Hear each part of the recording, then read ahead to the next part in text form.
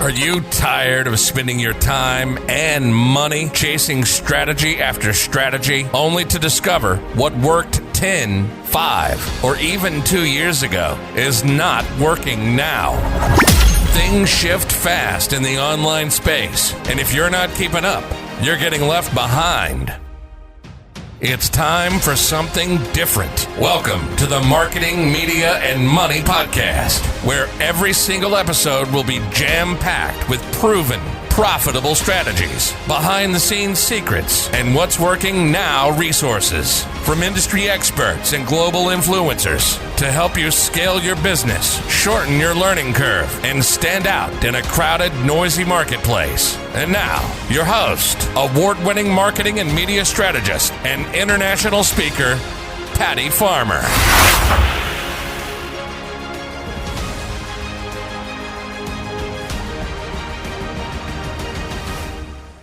Hello, everyone, and welcome to today's episode of the Marketing, Media, Money Podcast. I'm your host, Patty Farmer, and I'm looking forward to sharing today's industry expert with you. And I'm really excited who we're going to have on the show today. It's somebody who is local here with me in Dallas, however, not local in who he serves. But today we're going to be talking about something really exciting. We're going to be talking about networking and sales and how they really can go together if you do them right. So let me tell you a little bit about our guest. So our guest today's name is Michael Volosen. He's a performance-based business consultant helping businesses grow with strategy, management practices, and sales training. Michael's been in sales for over 10 plus years, and he has won multiple sales awards. For those that know and love him, we call him Gypsy because he'll steal our heart, not our wallet. And I really love that. And he has been somebody I've been networking with, and he has a really great story about how he started in networking, and we're going to ask him that too. So welcome, Michael. Thanks so much for being here with me today. Well, thank you, Patty, so much for inviting me. This is such a great opportunity, and I love everything you do, and I'm excited to be here. I'm excited to have you here too. So let's start by telling a little bit of your story about how you started networking, which I think is hilarious. And so tell everybody a little bit about that, because if there's anybody in the audience that has been thinking that, I don't really know how to network and I don't want to network and how will that help my business? Your story will convince them otherwise. Yeah, so I started networking because I was forced to, actually. My boss said, when I first started doing consulting, he's like, yeah, you should go network with a few business owners and learn how to do it. And when someone tells me to do something, I really don't do it with one foot. I just completely dive in. So my very first day of networking, I went to my very first networking event at 7:30 a.m. in downtown Dallas, which I don't recommend anyone ever doing. Too much traffic. And I met a total of 8 people there, which was very exciting. I was like, okay, we're gonna talk a little bit. We exchanged some business cards. And then I went to another event somewhere about an hour away for lunch. And my very first time I had to speak in public while networking because I had to draw straws. And like I said, it was my first day on the job. So they had me talk 35 minutes about what I was doing. So I made a lot of stuff up. And then I went to a happy hour that evening that had over 200 people. And I thought to myself, this is awesome. So I liked networking so much for my first day that I started doing a ton of it. I used to go to 18 to 22 networking events per week. I did that for about 3 or 4 months before I started breaking it down and only doing about 10 events a week. And I really didn't like a lot of the networking that I was going to. I liked the people, I liked the events, but I didn't like the actual, I liked the meeting with people, but I didn't like actually how the events were constructed. So I decided to create my own group. So I started 2 of my own networking groups that were education-based, really fast, and meant for business owners. I love that. I've actually spoken to your group several times, so I really love it. And I love the whole format of it. I think that is what, right from the beginning, both of us being strategists, really hit it off with you and how you showed up and how you serve. So I really love that. So let's talk about networking, because I think that what happens is people think that networking is really about standing up and giving a commercial, and usually about sales about them. They talk more than they listen. They think the goal is to give out a business card, whether you've asked for it or not. They have no follow-up at all, and they think that that's networking, and they're wondering why it is not very successful. And I know you and many people who are listening to this have probably gone and had coffee with someone, because that's what they always say, right? You should always follow up and have coffee. And they've walked out of that meeting thinking, there's 90 minutes of my life I'll never get back. That's a common experience for sure. Absolutely. So today we really kind of want to talk about why that really isn't what it's about. And more importantly, the number one no-no that everybody says about networking is that networking is not sales, right? You're not supposed to be selling, you're networking. And while I believe that is absolutely true, it's all in how you do it. So you can network and create sales. It's how you do it, because why would we network if we weren't going to do that, right? But it's all in how you do it. So let's talk a little bit about that. So let's talk about how you can really navigate networking, right? How you can guide people through conversation, right? And how really talking about yourself is actually a lot less selfish than you think. And an easy way is to always have something to say and know what you should say and how to guide that conversation. So can you tell us a few things about that? What are some tips about that? Yeah, so first off, let me mention that I love networking. I do a lot of it. As I said, I used to do 18 to 22 events a week. Now I only do about anywhere from 4 to 10, depending on the season. I, on average, today meet about 60 to 80 people a month. So I get a lot of practice meeting people. I get a lot of practice sitting down with people. In fact, I make sure it's a mission of mine to sit down with at the minimum 8 people a week, doing one-on-ones, having real conversations. If I can't sit down with them, I'll be on the phone. And I just want to create relationships. So I think that's the first thing that a lot of people miss out in networking, is that I hear a lot of people like, yeah, I like networking because I've developed some relationships. And I don't think that's the right way to approach it, right? You should be looking, I want to create relationships with as many people as I can, because if I can get people connected to me and I get connected to them in a reciprocal way, that it's going to create better business, not only for me, but for everyone in my network. A lot of people forget what networking actually is. Networking means actually establishing a group of people around you in a kind of like a spider web, right? You're starting from a focal point. You're that focal point, and everyone comes out from you. So, and everything is connected, right? That's what networking really is the connection. So that's the first step, right? I think number one thing I would say about networking is have the right mindset. A lot of people, and you said, they want to come in at a sales way, not the connections way. You know, I love the saying, every zero knows a hero. I want to connect with everybody, even if I don't think that relationship is going to be profitable or useful for me in the near future. Eventually, they're going to know someone who's my prospect or someone who's going to be a top networking connection. And the second thing, right, is like you mentioned, that creating the relationship the right way and being able to talk about yourself in a way that's engaging, that doesn't come across as selfish, but it's okay to actually talk about yourself. Because I come across people too that are really shy, or maybe they just don't know how to talk about themselves. So I actually, and Patty, you and I have had this discussion before, where I actually have a script whenever I meet someone. You said my tagline earlier, I'll steal your heart, not your wallet. That is a manufactured tagline that I tell everyone every time I meet them. It's a marketing, right? Consistency. And me being in sales for over 10 years, and I did sales training alongside with that for about 6 years, I learned that the best way to do sales is to have scripts, and the scripts are important for consistency's sake. So whenever I meet someone, I had to practice. My first couple networking meetings, I didn't do very good because I was not practiced. I didn't have a script. But after a few months, I really developed a technique on actually how to establish relationships. And it really starts off with how to build rapport. A lot of people don't know actually how to do small talk in a meaningful way. Small talk is important, I think, in a lot of relationships, because it's a way to have a conversation that is low risk, but also it allows people to know that you're actually interested and going to be engaged, at least having a conversation. A lot of people think that small talk is, kind of a garbage level form of communication.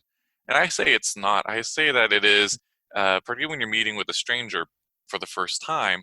Small talk is important because it allows them to know that, like, okay, I'm wanting to engage with you. I'm just being safe. And I want to make sure that you're willing to engage with me. And then we can actually engage in further steps of relationship building.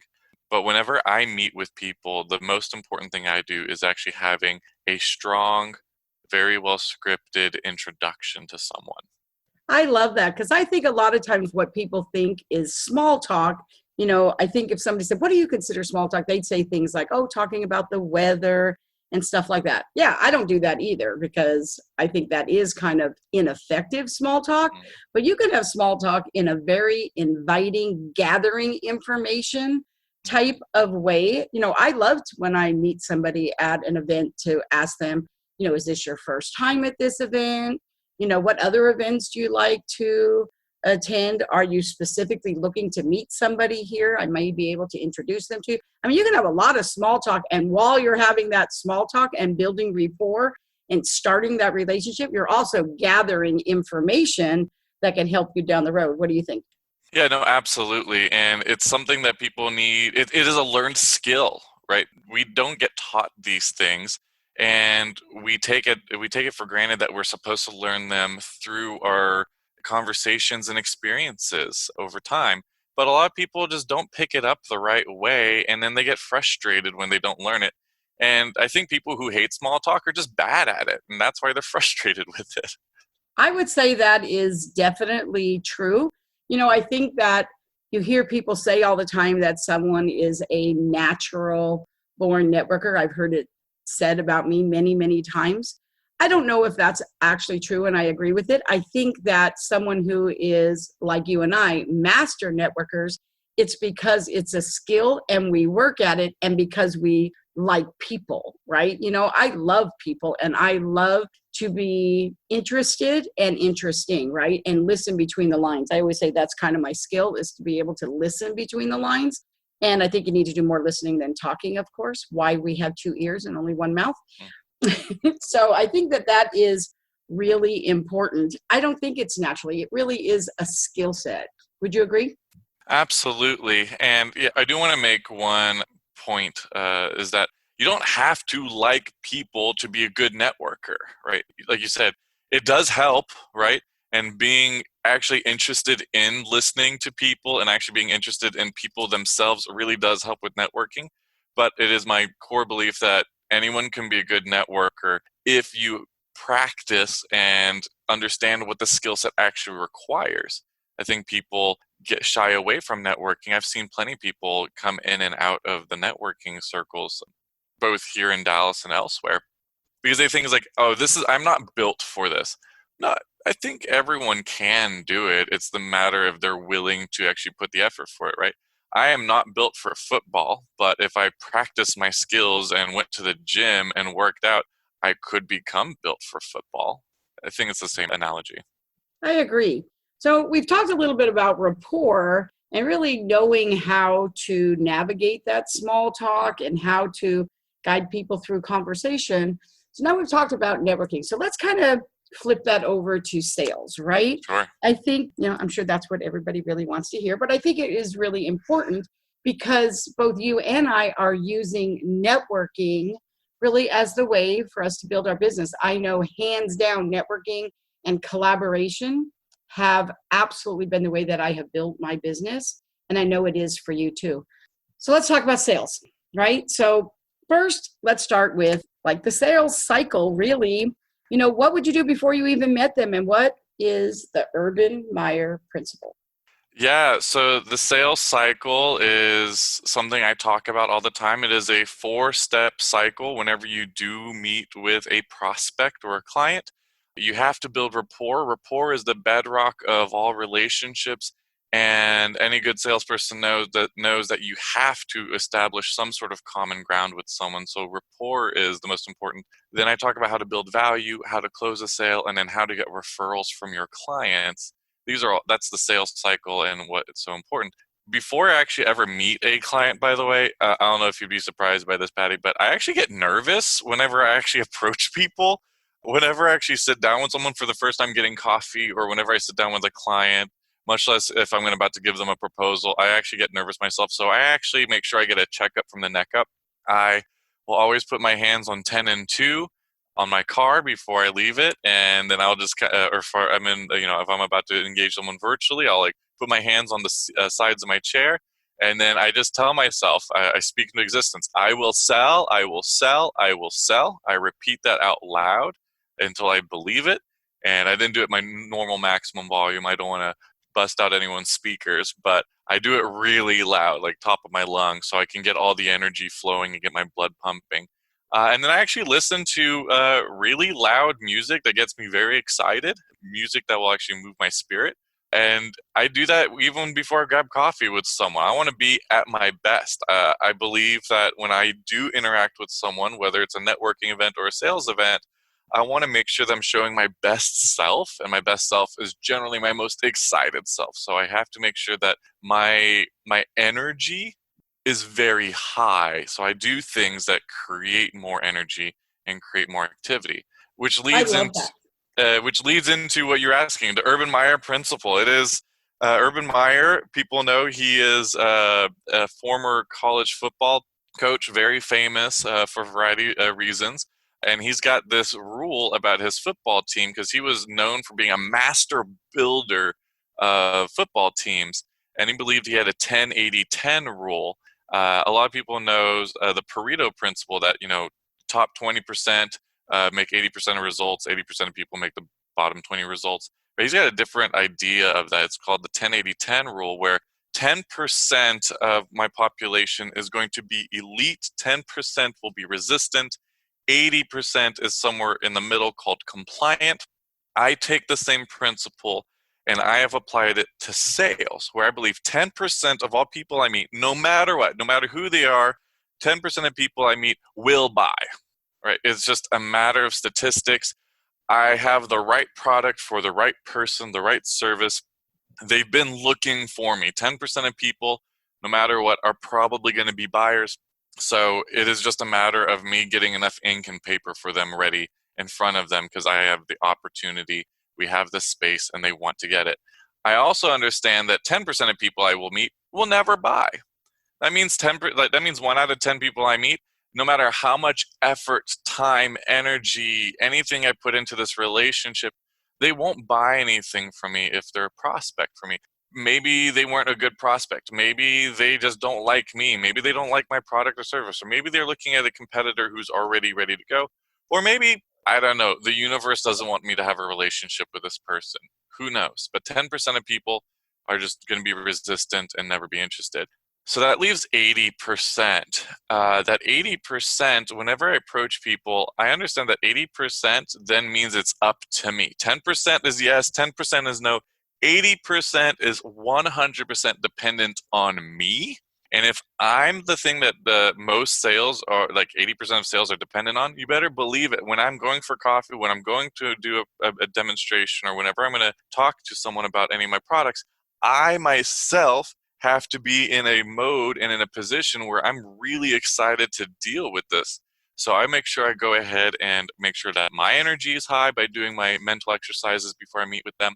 And I also make sure that I am well scripted, I am on point, and I am ready to go, because 80% of appointments are going to depend on me, which means I could have a 90% closing average or a 90% no sale average, or I could have a 50-50. I myself always like having 90% closing ratio.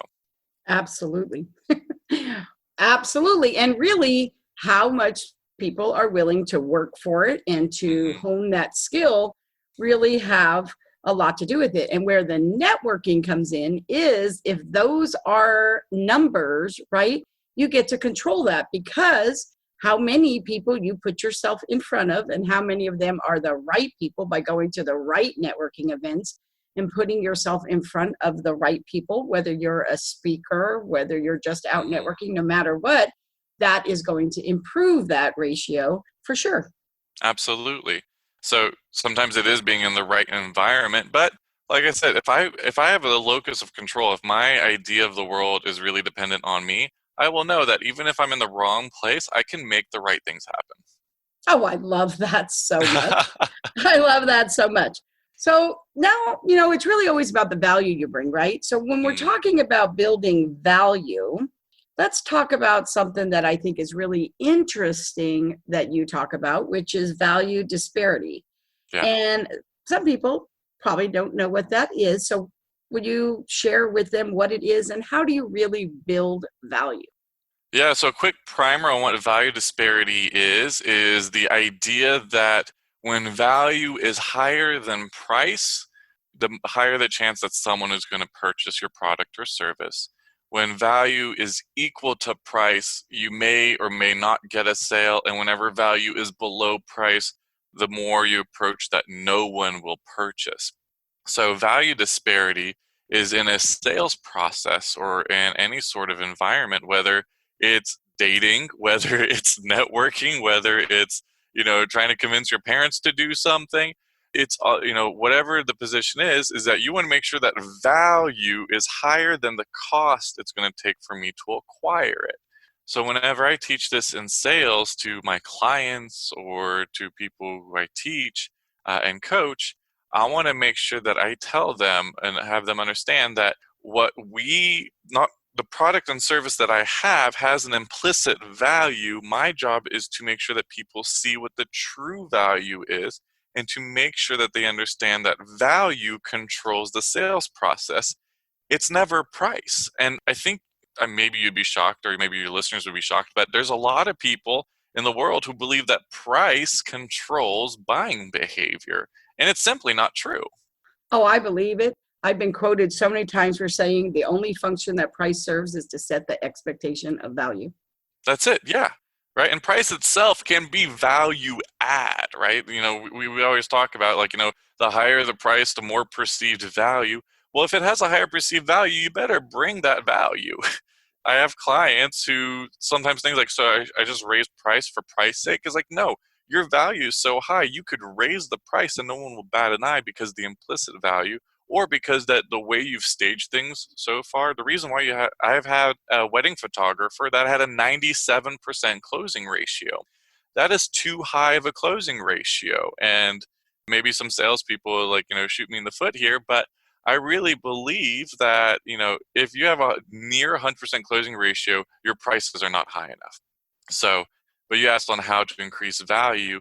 Well, I always talk about the way to increase value is, and a lot of people know this, but what's in it for me? Actually having a dialogue with yourself when you practice your pitch, when you practice your sales process, is you got to be constantly asking yourself the one question that customers are always going to ask you. And the question is, so what? I don't think we ask ourselves enough, so what? Why does this matter to me, right? What's in it for me is how a lot of people put it in. I just like to say, so what? So making sure that you engage on every process, whether it's the logical side or the emotional side of a customer, we have to be able to understand within ourselves on how the client is going to be perceiving what I'm telling them or showing them. And every piece of marketing and sales material better be addressed to the so what, whether it's a brochure, whether it's your website, your LinkedIn profile, and most importantly, how you carry yourself, because we ourselves as salespeople are value-added values to my service. That is so true. And I love the way when you talk about this, I have heard you talk about unconscious bias.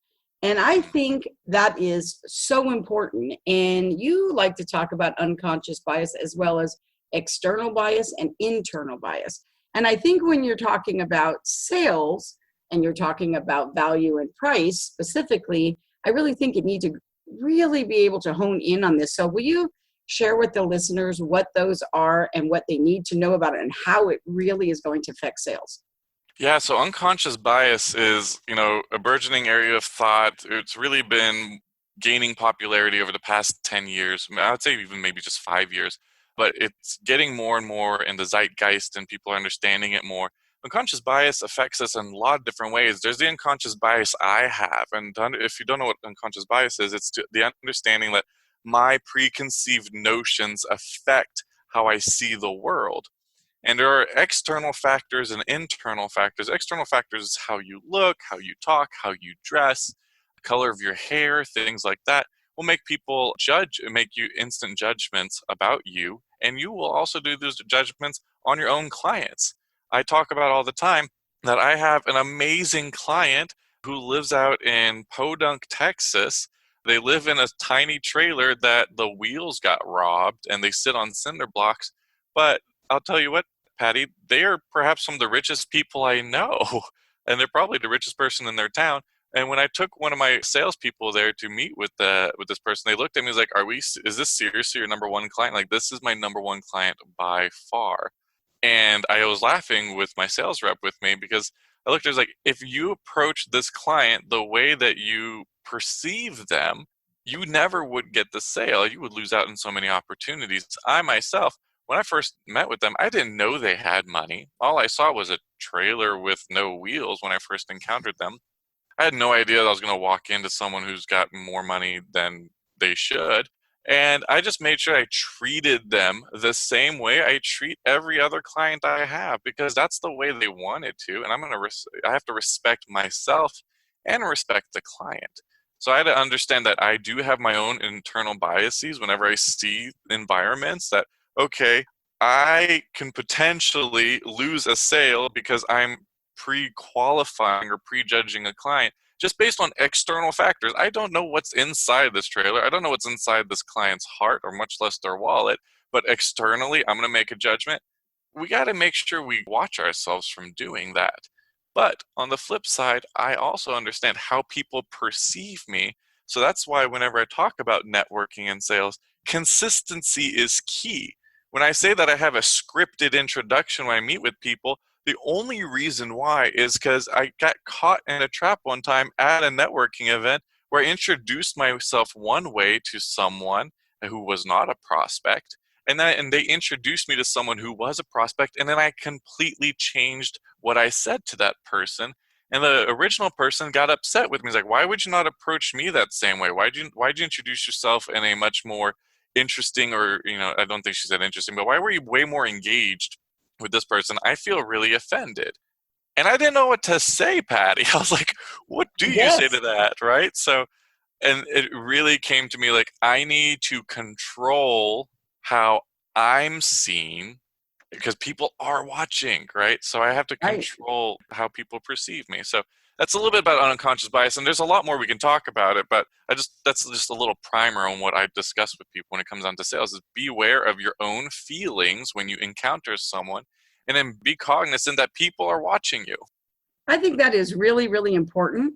And I think it's really important in closing the sale, which is really what everybody is looking for. Like, oh, how do I close the sale? Please give me tips. I'm sure that probably half the people that are listening to this podcast right now are thinking, okay, Patty, that's really great. And that's some really, really great information. I'm writing it down as fast as I can. But talk to us about, how do I close the sale? Because that's where they're all struggling, right? How do I close the sale? And what they probably don't realize is all that other stuff that we're talking about before we got to this, that's going to help them close that sale. But with that said, I do know that you have a 9-step process on closing the sale. And I'd really like to try to see how many of those we can get through, even if we don't go really, really deep. Tell us in the amount of time that we have. Let's talk about those 9 steps. Yeah, absolutely. So the first step, I say, when you're trying to close the sale with a client, first thing you got to do is recap the problem. So what that means is let the client know that you're actually paying attention and you're giving them the right product or service for their problem. So I've met with them, I've done my rapport, I've built the value, I've shown them the products, and I got them really excited, but I need to now go take a step back. And the first thing I do to close the sale is I have to look at them like, by the way, this is the problem you had, right? And I need to get that early affirmative that I have identified the problem and that I've come up with the right solution, right? Because if I go ahead and say, so this was the problem, right? Like, you have this problem, and like, well, yeah, I think you nailed it on the head. I do have that problem. Great. I don't want to provide the solution just now, right? The only thing I'm doing right now is making sure that I'm recapping the problem from them, right? It's like, oh, you have difficulty getting from point A to point B. That's the actual problem. Great. The second step is I want to recap the value. So all this last 20 minutes, 30 minutes, 1 hour, 5 days, 3 months, whatever long your sales process takes.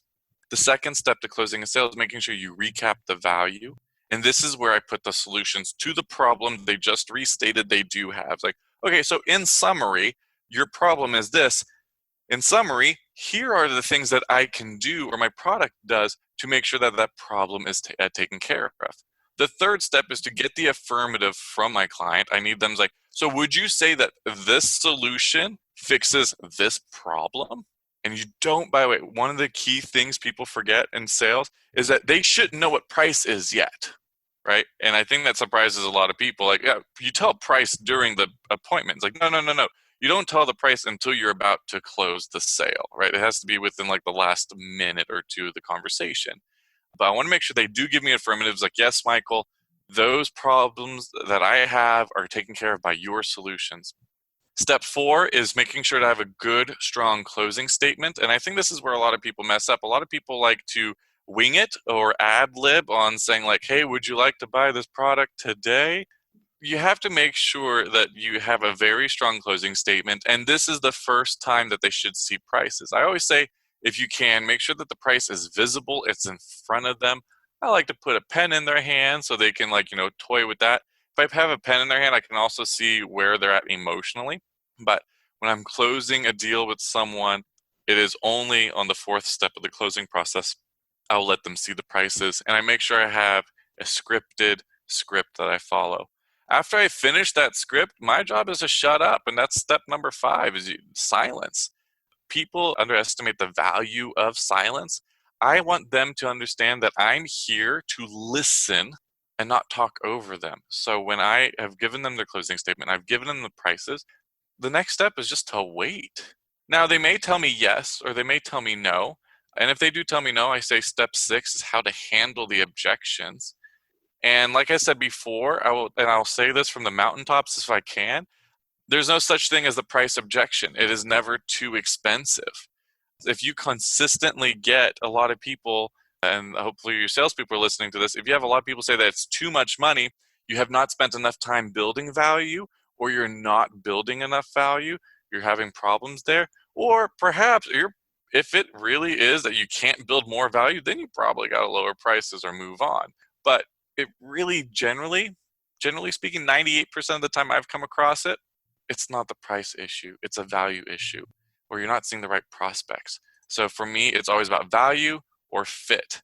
So you have to understand how to handle any of those objections, if it's value or fit, because those are the only two true objections, is that if it's not valuable enough or I'm not the right person to get this product. Step 7 for me on closing is if I handle the objection properly and they still don't buy, I need to make sure that I have something in my back pocket that allows me to drop down. And for me, again, I don't drop down to a smaller service or to a smaller product because of the price. I drop it down because I want to make sure I want to match the value that they can accept for themselves. Because we all have things we tell ourselves whether or not we can buy something. And perhaps I built value not enough for this person for my main or my biggest package, but I did build sufficient value to get my second or third package. I do recommend people having at least 3 packages. I do like it when I see people have 5 packages because it allows people to have very small entry points and then they can build up over time, which is a little bit later. But step 8, once I've dropped down, I've closed the sale. I don't have any steps in my closing process which says walk away from the sale. I expect to close every single time. Just because I expect to close every single time doesn't mean I will, but I do expect when I sit down in front of a prospect that I will make the sale. Step 8 is closing the sale. And then once you've closed the sale, you don't walk away yet. You do step 9. And step 9 is to upsell. Always make sure that you have something that you can add on. And if you can have multiple things add on, that's great. And I tell my clients all the time, if you've dropped down to your smallest package, this is your opportunity now to walk them back forward, back to the original package. Because once they've said yes to something, they're more likely to say yes to another thing in the same sitting if you can. So I always tell people, have at least something you can add on as the upsell. And a lot of the time, the things you downsell to are your upsells. So, but that's my 9-step process on actually closing a sale. One of the things I love is the example that you told me that if you bought a pen from me, I can give you a 50% discount on paper if you buy 100 sheets or more. I love it. That's just a great example, and it makes sense. If somebody has a pen, they're going to need paper. So That's right. I really feel like that's a great example of doing it, right? So I think that is really important. But then we know that what we all want, right? We know that what we all want is that once somebody becomes a client, that they're also going to refer you. Oh, yes. Right? So now we're back to rapport again, right? What are some tips that you would give on once you've closed the sale and they become your client? First of all, when is the right time to be talking about referrals? Is it at the beginning? Is it in the middle? Like, where would you say is the best time? I have my own opinion, but I really want to know what yours is about that. Where is that as far as time? And what are some tips that they should use to have someone become a raving fan and do referrals for them? So first things first is I believe that you shouldn't ever not be talking about referrals. I talk about it at the beginning. I try to talk about it before we even meet. I talk about it during my appointment with them. I talk about it after I close the sale. I don't talk about referrals during the closing of the sale. Sometimes you can finagle it in there, but I really, honestly, I talk about referrals from the first phone call. When I talk to someone, it's like, oh my gosh, Patty, it was so nice being referred to you by your friend, right? Or if they weren't referred to me originally, it's like, oh my gosh, it's so nice to meet you. You remind me of this person I got referred to last week, and I can't wait to help you. So I like to at least slide in I want to make sure people understand that it is normal for me to be referred. So I will always talk about referrals the first time I set up a meeting with someone.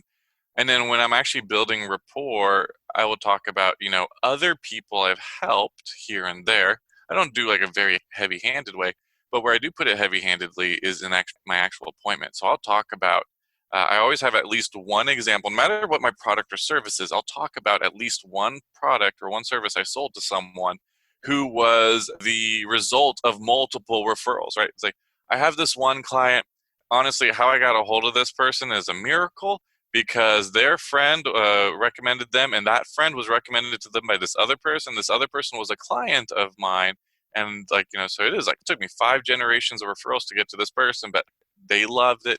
They loved the product. They loved the service. I love them. They're some of my best clients. So I love talking to people who get referred to me.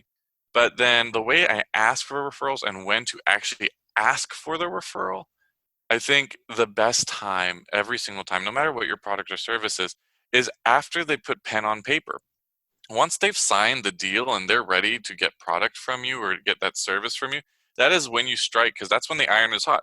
Are they going to be more excited about you and your service a month from now? No, they're most excited the moment they said yes. Like once they say yes, they've got to be on pins and needles. They're excited. Their adrenaline is up. They're like, I just signed with this guy to do this thing. I'm like, woo, let's do it. I want to ask for referrals right then and there. And I say that you have, no matter what your referral technique is, make sure it's easy. Make sure it's simple. Make sure you have a script. Again, I believe heavily in scripting, Patty. Probably the most scripted person out there. And how even my bar stories are scripted, my friends will joke about. But I make sure that I come across as genuine because I am being genuine. I just want to make sure I'm saying the right information the right way, so I practice it. But make sure it's easy, make sure it's scripted, and make sure you track. If you don't track how many referrals you're getting, I always have people tell me, I never get enough referrals. And I looked at this person. It's like, well, based on the data you provided me, you get on average 9 referrals per client. Is that enough? And they're like, well, if I got 9 referrals every single time, I'd be happy. It's like, well, you do get 9 referrals every single time and you're not happy. So you should probably be looking at getting 15 or 20. Let's work on how to get that, right? So, but you got to make sure you track it. That's so funny. So let's talk about how to ask for the referral.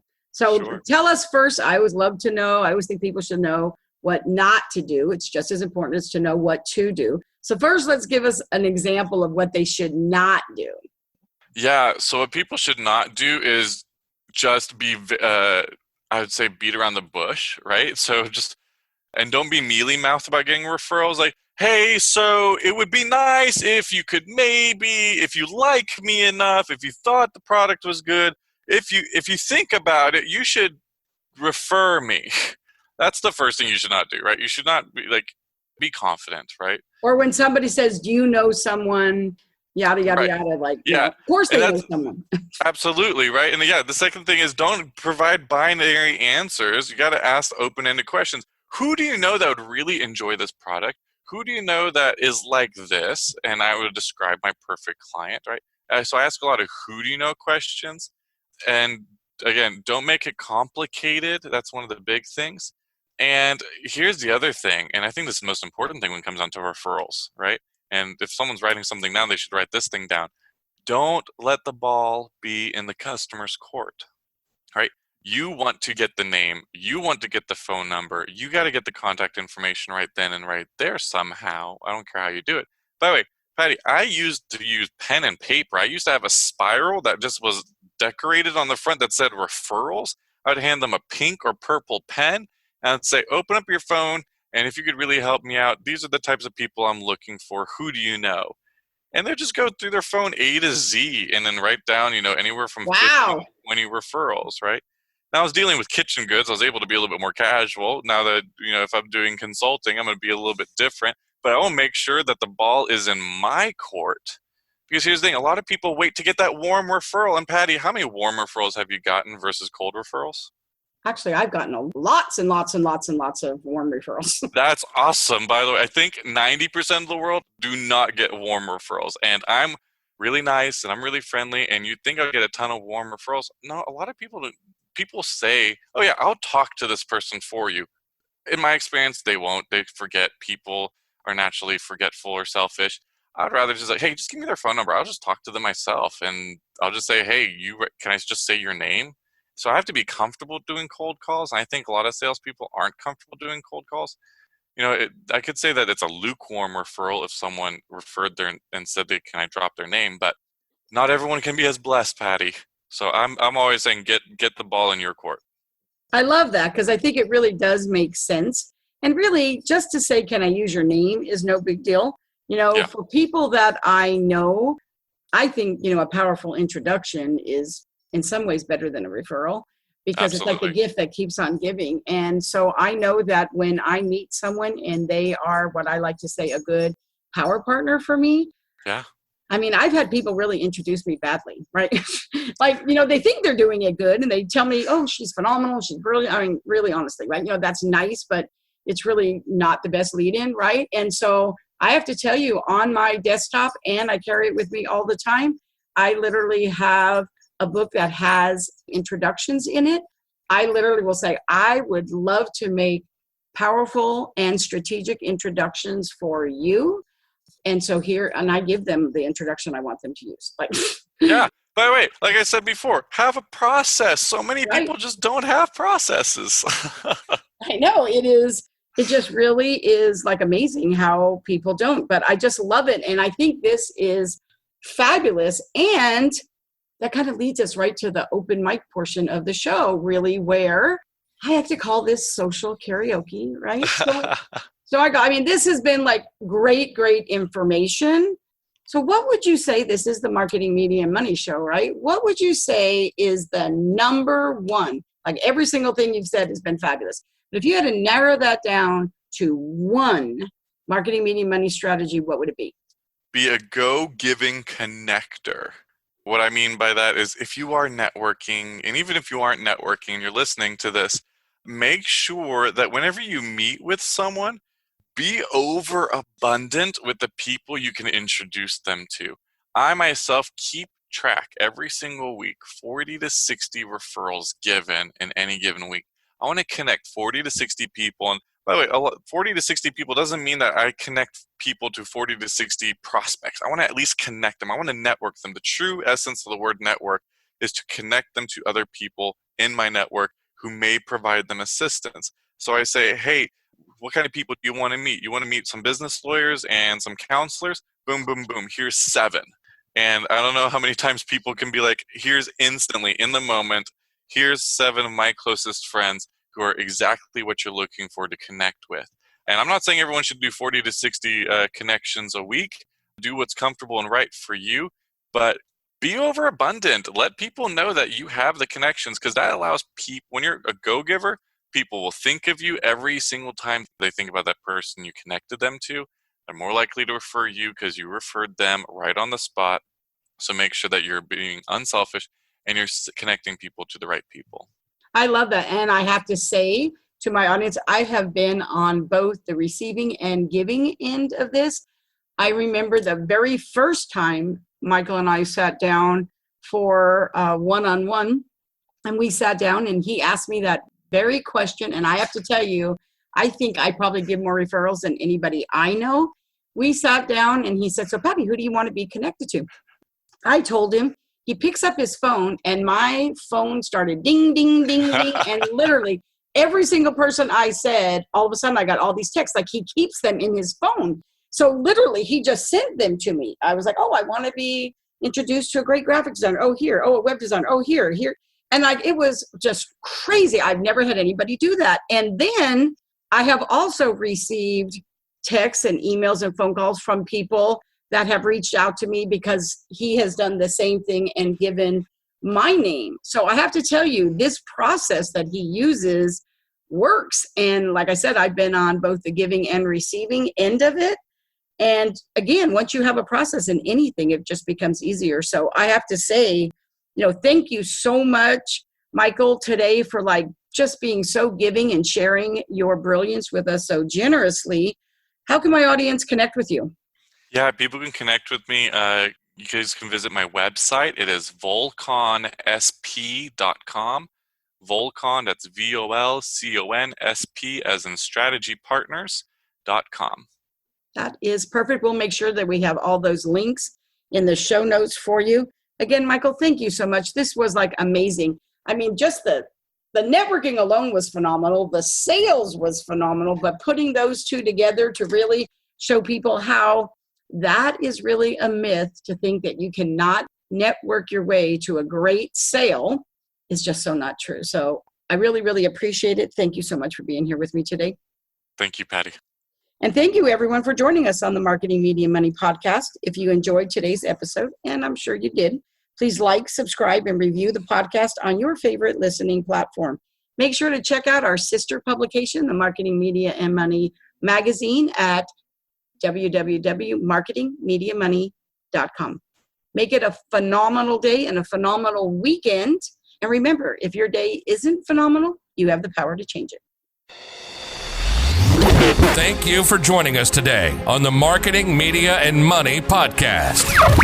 To shorten your learning curve even more, make sure to grab your free copy of the Marketing, Media, and Money magazine at www.marketingmediamoney.com. I promise your business will thank you.